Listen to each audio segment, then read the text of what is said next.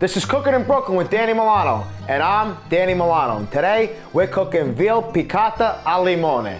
But before we do that, please don't forget to like and subscribe to the Bridgeside Network. So, here we go. Hey, go Bridgeside! Let's begin by heating up our cooking oil. Then we got our veal scallopini. A lot of people don't understand. Scallopini is not the name of a dish, okay? It's the actual cut of the medallion of veal. This is a scallopini. Grinds my gears because I've been working in a restaurant business since I'm 12. And when I hear people say, I'll take the veal scallopini, and I'm sitting there, which one? Is it piccata? Is it marsala? Is it pizzaiola? You gotta let me know. It's the cut, not the dish. So, now you know. Sorry for venting, but let's get back to the dish here. We're gonna flour the veal. We're gonna throw it right into the cooking oil, and we're gonna fry these babies up. Ooh, I love that sound. Oh, Dave, you're here. Welcome Where would back. I be? I know you wouldn't miss this. So, just in time, we're frying up the veal. Just wanna fry it a little bit on both sides, because it is gonna cook in the piccata sauce after. The veal is done frying. We're gonna grab a new pan here. We're gonna begin with the butter. I'm gonna throw that right into the dish. That's a nice chunk of butter right there. Spread it out. We got some chicken broth here, which we're gonna heat up. Then we're gonna grab a little bit of flour, throw that right into the butter. And we got some white wine. You don't have to use the best white wine, but don't use something that says cooking wine. Use something that you could actually drink. Then we got some lemons here. First, I'm gonna cut up a couple thin slices. Then we're gonna grab our veal and I'll place it back into the pan. Then we're gonna squeeze some lemon. Then I'm gonna grab my chicken broth and we're gonna add this into the dish.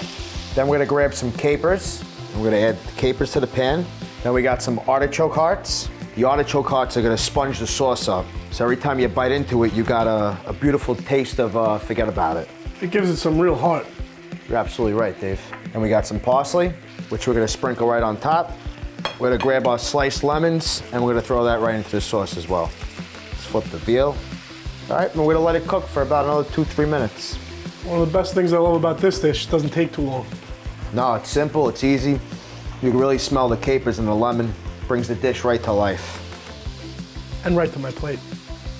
Too bad we can't take some lemons from Ziana's tree in Traiano. No, forget about it. Those lemons in Italy, they're on steroids over there. The size of your head. Put the veal onto the dish. Doesn't gotta be perfect. I'll make it look nice for you, Dave.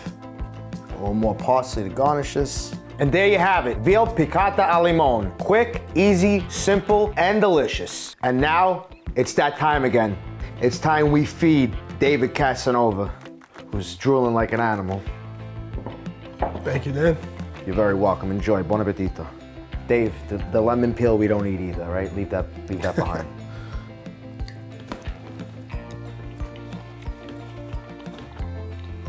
The zest of the lemon is a perfect combination with the saltiness of the capers. It's really, really good. And how are the artichoke hearts, Dave? You were right about the artichoke hearts before. It's a perfect sponge to pull, take in all the sauce, especially for one nice bite like this. So Dave, any final words? None. So you heard it from Dave's mouth to your ears. The dish was awesome, and it takes less than 20 minutes to make. Took Dave less than 20 seconds to inhale, which gives me his new name, Veal Piccata alla Cavone. Go Bridgeside. Hey guys, thank you very much for watching. Make sure you like and subscribe to the Bridgeside Network. You can even throw us a share. And don't miss out, because next time we're making bucatini alla matriciana.